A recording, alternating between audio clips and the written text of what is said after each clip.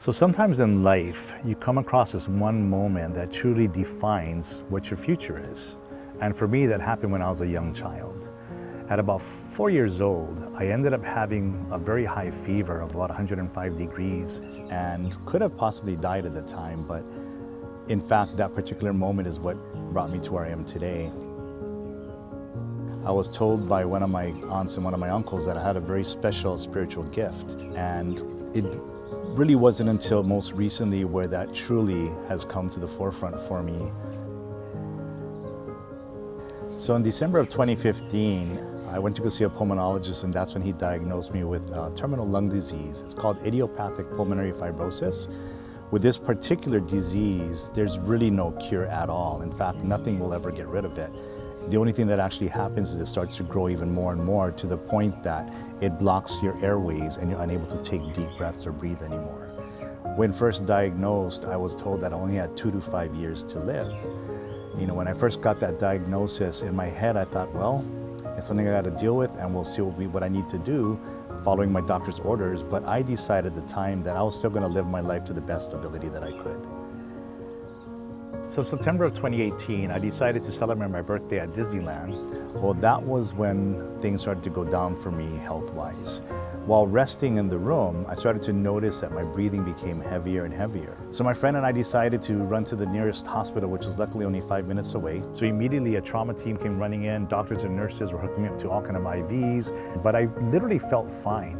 As much as all of my vitals were dropping, I just thought, well, I'll be here for a couple of days, be all good, get to Disneyland, have a great time, and I'll fly back home. Well, that didn't happen. About 3 days into the stay there, things started to get a little bit shaky. And it was on the 5th day that things got really bad, where I actually flatlined, not once, not twice, but 3 times. So they sent a team down to perform a life-saving surgery and hook me up to what is called an ECMO machine. So most people, when they're put in an ECMO machine, it isn't for a very long time. It's just to kind of get you better and then you can move forward. What I was told is that they've never had a patient on the actual machine for more than 270 days. And at that point, it gets very risky. So the doctors had to discuss with my family what the options were, which was possibly taking me off of the ECMO if I didn't get a transplant by then, and then putting me into an induced coma, and then again, they weren't sure what was going to happen to me. So the hope was I would get that transplant before the 270 days hit.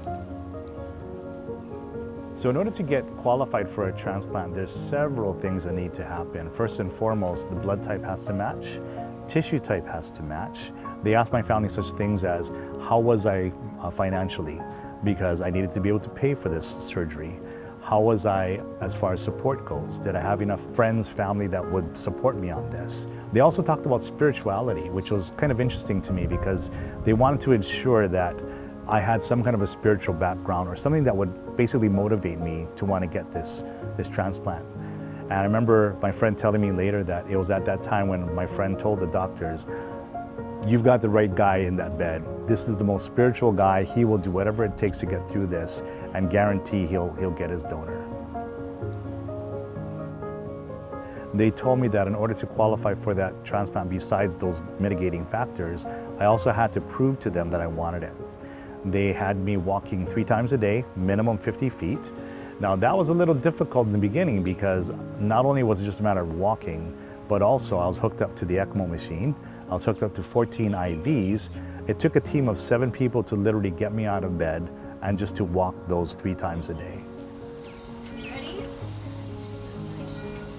Ready, 1, 2. My spirituality pretty much kept me positive throughout my entire journey. But there was a moment, I remember when I did my first walk. As I got out of bed, I didn't realize exactly how weak my body was, and it scared me. I didn't understand how I had to rehab myself to get myself stronger.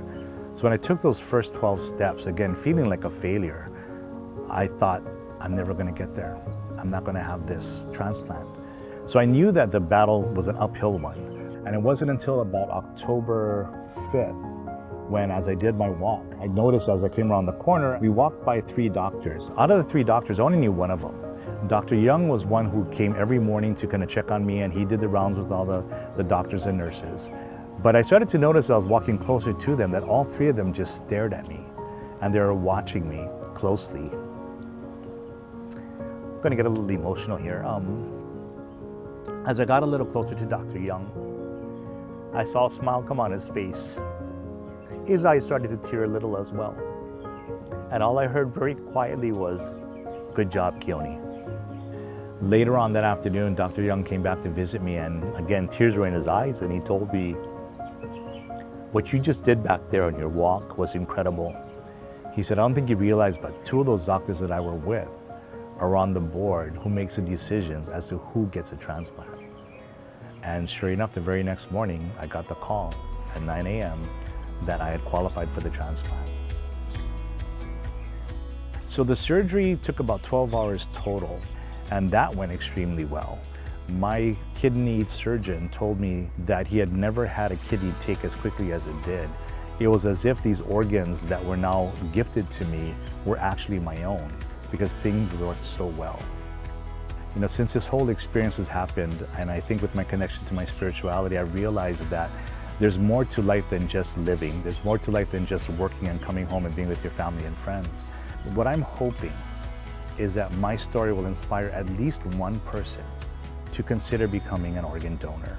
You know, it's such an easy thing to do, checking the box when you renew your license saying I'm willing to be an organ donor.